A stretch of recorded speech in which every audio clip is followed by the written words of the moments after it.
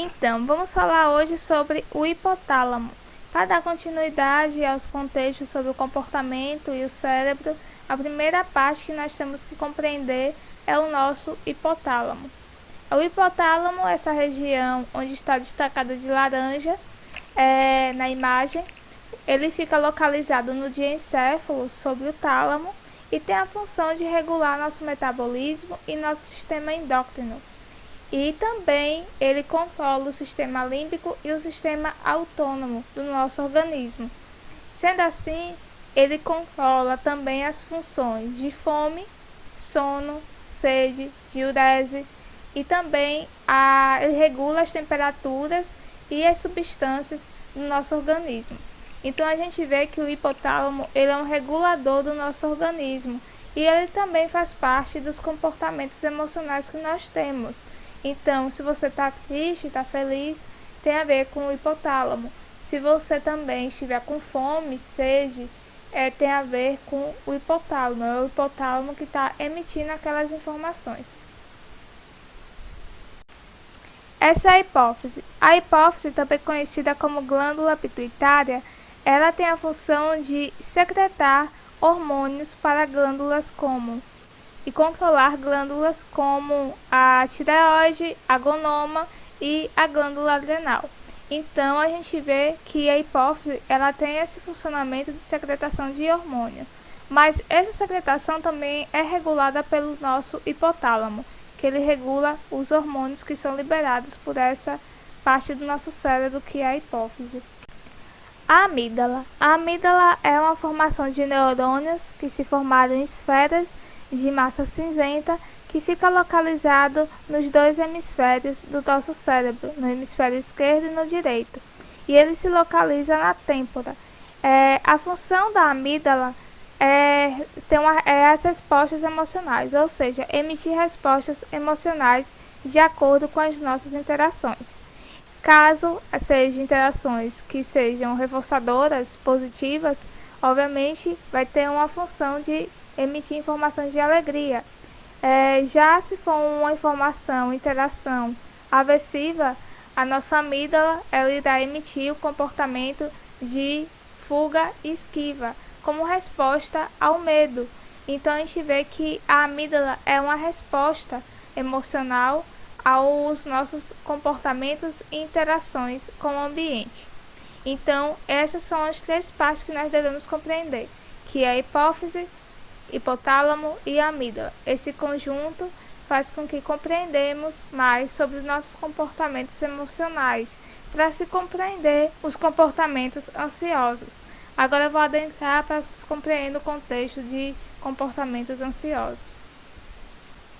Então, para compreender os comportamentos emocionais e porque toda essa questão neurofisiológica acontece e como ocorre o desequilíbrio do eixo, o eixo, gente, ele é composto pela hipófise, amígdala e hipotálamo. Essa conjuntura em si desses três faz com que a gente obtenha comportamentos fisiológicos que são adequados caso a interação e a resposta da amígdala à interação seja positiva, e caso seja aversiva, é emitido o alerta de fuga e esquiva de acordo com a questão do medo, referente à interação. Então, essa aversão emite comportamentos neurofisiológicos. Então, quando a resposta emocional é aversiva, o hipotálamo libera o corticofreno, que passa pela amígdala, como está mostrando na imagem. A glândula pituitária recebe aquela informação e libera o adrenocorticofreno. Então, o adrenocorticofreno é liberado e a glândula adrenal ela acaba sendo ativada e libera o cortisol. Então, a gente vê que há um processo, um mecanismo para que isso aconteça. Então, quando a glândula adrenal libera o cortisol e esse cortisol é liberado na nossa corrente sanguínea, é emitido alguns comportamentos, como sensação de impotência, baixa autoestima, irritação, sensação de branco ao evocar a memória. Então, quando você estiver fazendo uma prova ou apresentando um seminário que te dá um branco, é porque foi liberado o cortisol no seu organismo devido à questão do medo. Então a gente vê que a sensação de evocar a memória é comprometida, cansaço e vontade de comer em excesso ou até mesmo a falta do apetite. Então, a gente vê que o cortisol, ele não tendo sistema, caso o nosso sistema aversivo não seja ativado, nosso desequilíbrio do eixo, o cortisol ele tem uma função benéfica, mas caso ocorra o desequilíbrio, acontece essa desestrutura. Então, mas não é só o cortisol que é liberado em nosso organismo, em nossa corrente sanguínea. Há também mais dois, que é a noradrenalina e a adrenalina. Ambas são liberadas pela glândula adrenal também. E ela faz parte de um contexto de processos que envolve a construção dos vasos sanguíneos, ou então a obstrução deles, respiração acelerada, aumento da pupila, batimento cardíaco acelerados, arritmia, aumento dos níveis de glicose e pressão sanguínea. Ou seja, quando a adrenalina e a noradrenalina estão na nossa corrente sanguínea, a gente sente aquelas palpitações, aquela falta de ar e também os pensamentos acelerados acaba acontecendo também, e há um nível de glicose no nosso organismo. Então, há o aumento do diabetes, tanto que tem pessoas que dizem que têm diabetes quando estão emocionalmente abatidas, ou então quando acontecer algum tipo de interação que foi aversiva, aí aumenta o diabetes, e ela exposta a um ambiente aversivo o tempo todo, o diabetes dela vai estar alto juntamente com a pressão. Então a gente vê que tem todo um processo que acarreta questões endocrinológicas e também neurofisiológicas no nosso organismo. Então esses dois, junto com o cortisol, acaba causando uma série de danos que, se for prolongado por muito tempo, acaba acarretando em problemas no nosso organismo. Por isso é importante procurar um profissional adequado. O profissional adequado que eu falo é um psicólogo, de preferência um psicólogo comportamental ou cognitivo comportamental, um neuropsicólogo. E caso você esteja passando por problemas que estão afetando o seu organismo de maneira drástica e também questões sociais, algo do tipo, é bom procurar um endócrino ou um neuro, um endocrinologista ou um neurologista. Por quê? Porque a terapia do psicólogo, que é fundamental, junto com o trabalho do endocrinologista e neurologista para regular o sistema do nosso organismo, acaba contribuindo para o nosso bem-estar e para o nosso progresso ao lidar com essas demandas do dia a dia. Então, é importante que vocês estejam fazendo terapia com um psicólogo. Não procure outros tipos de profissionais que não têm a ver com a área da psicologia, pois isso pode comprometer a sua saúde e também você acaba levando muito tempo com essas pessoas e depois você percebe que só um psicólogo que tem um arcabouço teórico e científico e prático, que ele sabe lidar realmente com o assunto e que não vai acabar você perdendo o seu tempo. Então procure um profissional, que são esses que eu citei.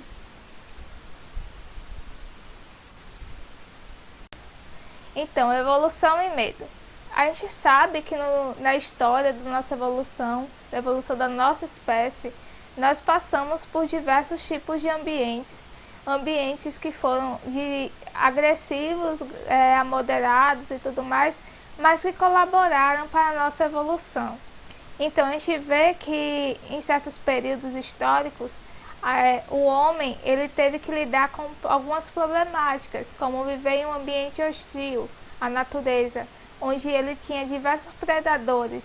Não podia sair à noite, que poderia ser predado por algum tipo de animal.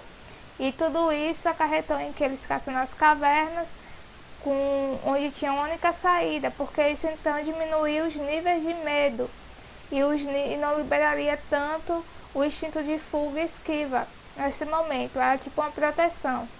Mas quando o ser humano, quando a nossa espécie em si, ele estava num ambiente ao qual ele se lidava com situações, se deparava com situações ao qual ele não tinha o mínimo controle sobre aquilo, acabava ativando o comportamento de fuga e esquiva e também um comportamento de medo, que é característico, lá como a gente falou, da amígdala. Porque até então, para ativar a fuga e esquiva, o indivíduo tem que sentir o medo. Então, quando ele sente medo, ativa a fuga e esquiva.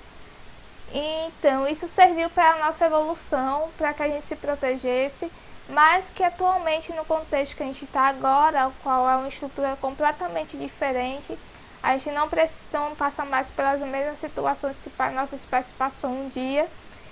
Esse é um acúmulo da ansiedade, dos comportamentos ansiosos e do medo devido a situações. Medo de sair e acabar sendo assaltado, ou medo da pessoa que você gosta responder de maneira negativa a você, ou de você não conseguir determinadas coisas e as pessoas lhe julgarem.